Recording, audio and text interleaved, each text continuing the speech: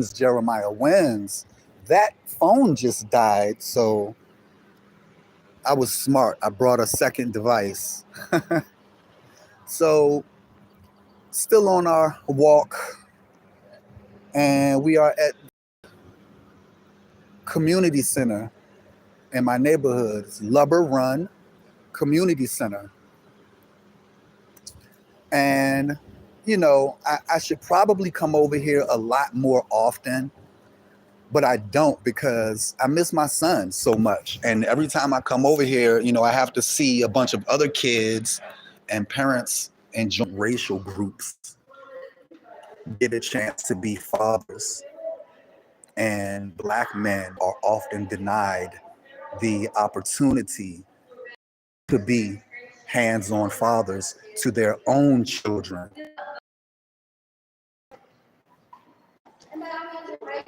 Right? So far too Black men are denied an opportunity to be fathers to their own children. I'm going to say that one more time. Far too often, Black men are denied the opportunity to be fathers to their own children. You get plenty of opportunity to be stepdaddies, simp daddies.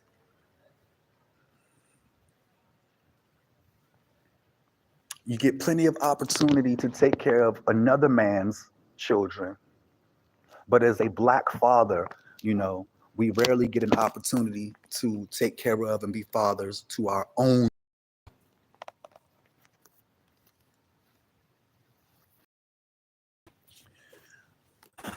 So this is one of my favorite rooms in the community center. And when I'm able, I like to come sit down here in this corner and read. I am reading now. What am I reading now? So a lot of times I like to actually walk and read. And trying to get through Letting Go, The Pathway of Surrender by the late, great Dr. David R. Hawkins. I'm a fan of his work and a student. And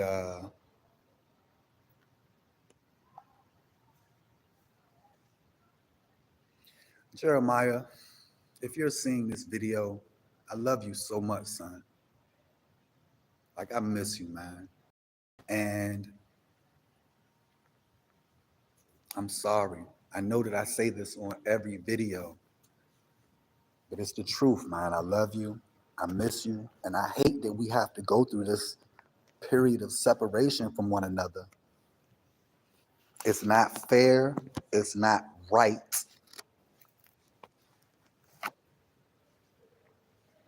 So we have court coming up in May. And I'm nervous about it. The judge is a Black woman. I'm nervous about that. And I don't have enough money, for a lawyer right now. So I'm nervous about that.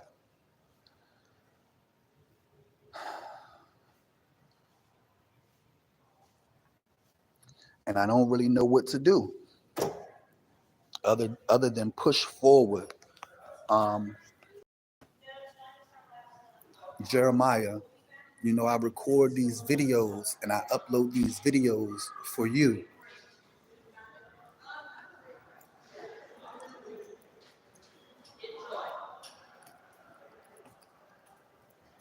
I'm trying to see which way we gonna go.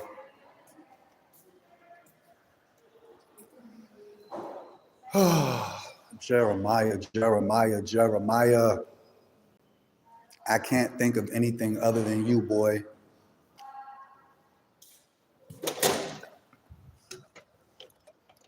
I miss you and I love you. And I miss walking through this park with you.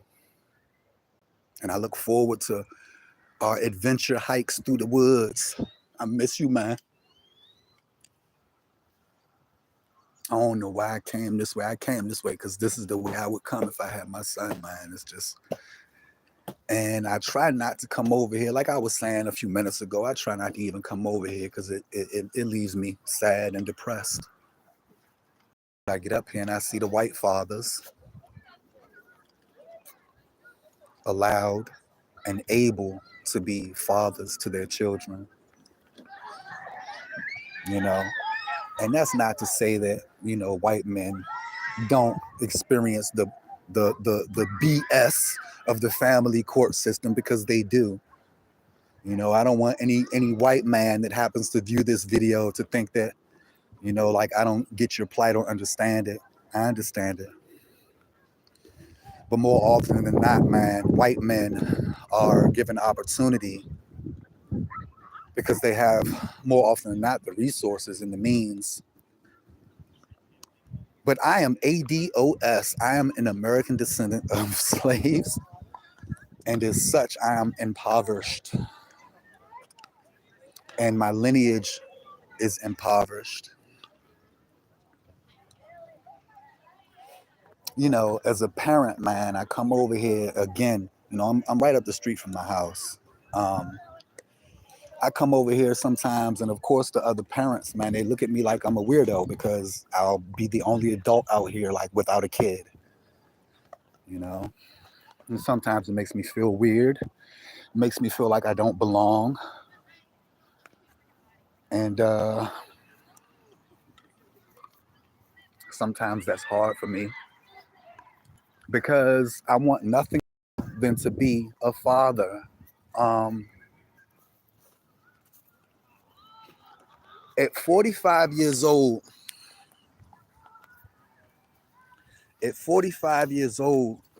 I have literally had to live my entire life hearing this narrative of black men, you know, are deadbeat dads. I'm strong, independent. I don't need no man. You know, black men leave their kids. They don't take care of their kids. I've had to hear and listen to these lies literally for my entire life. I decided when I was a little boy that when I had kids, I was going to be an excellent father.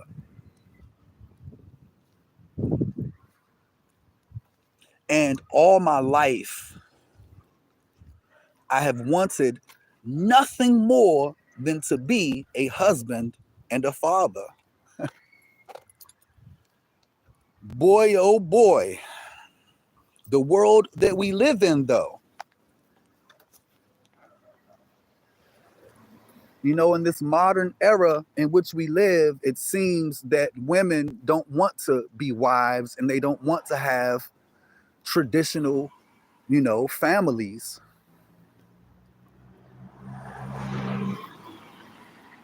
Jeremiah, I remind you that you and your brothers and your sisters, or excuse me, you, your brothers, and your sister all have different fathers, Jeremiah.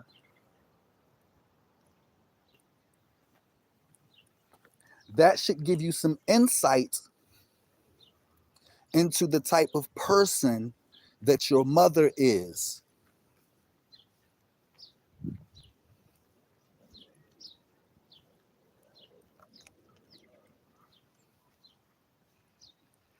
Jeremiah, man, I love you so much.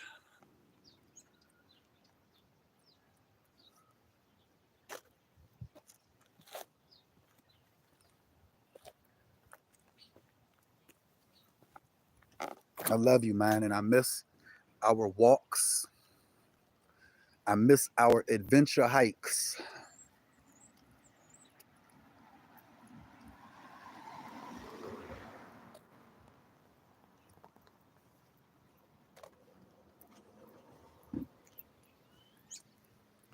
My mental health and emotional health is suffering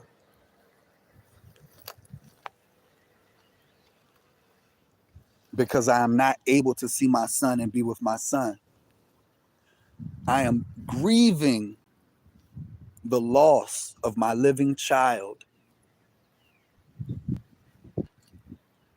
I don't want to die, but I don't want to live without my son.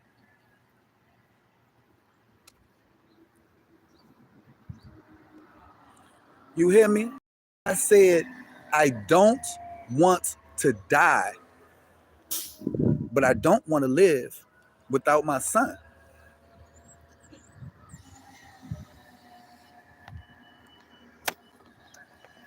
And I have been being forced to live without my son.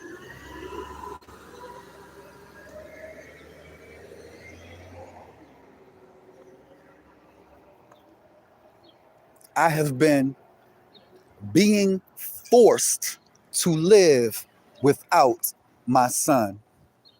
My son has been forced to go without his father.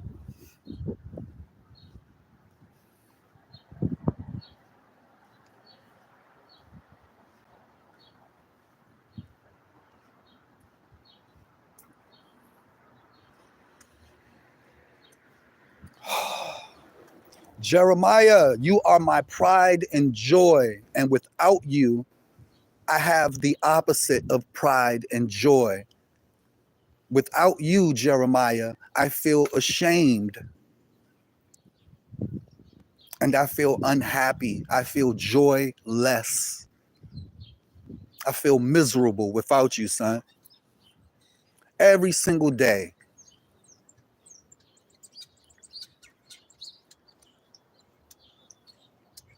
Every single day. I just want you.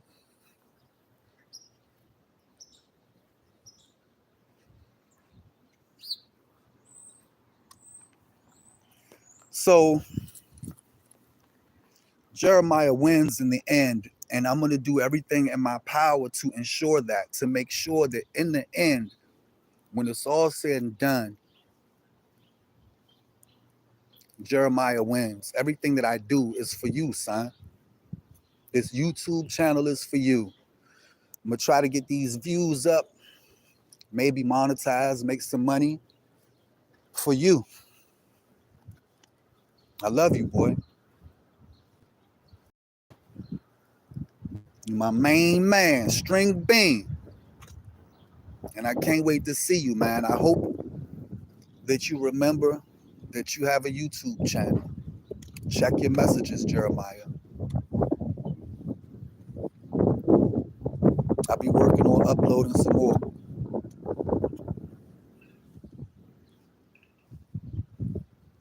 I will call Mrs. Spinks, your attorney, tomorrow. Press her out. I gotta see you. I'm waiting for that visit that she's supposed to be arranging, man. I want to see you. I need to see you. I need to talk to you.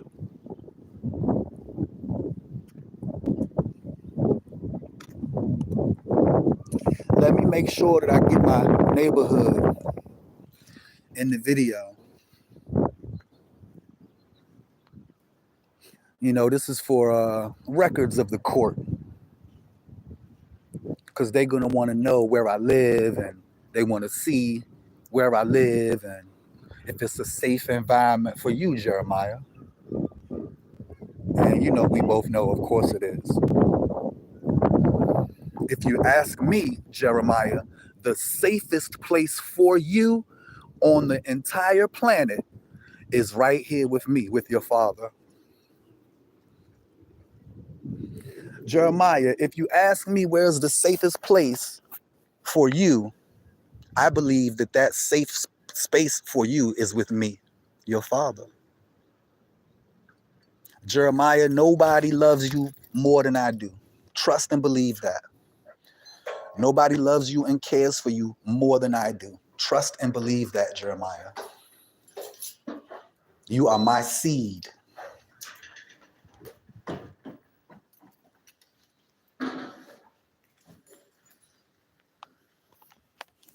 All right.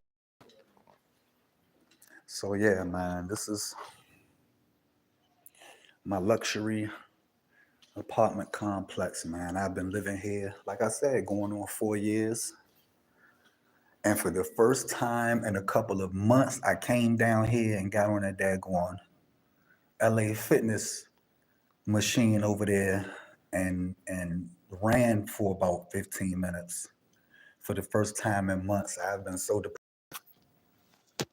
I have not been able to see, communicate with, hold, touch my son Jeremiah since August 2022 for no reason other than his mother decided that that's how it's going to be. So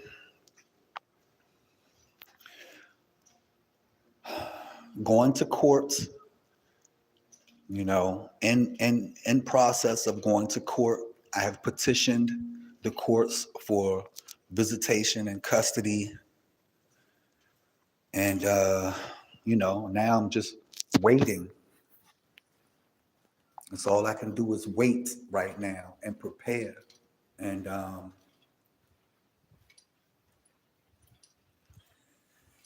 hope for the best.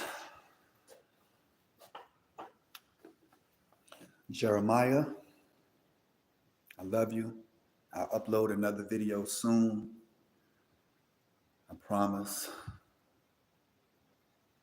Jeremiah wins in the end. Don't ever forget it. Peace, peace, peace.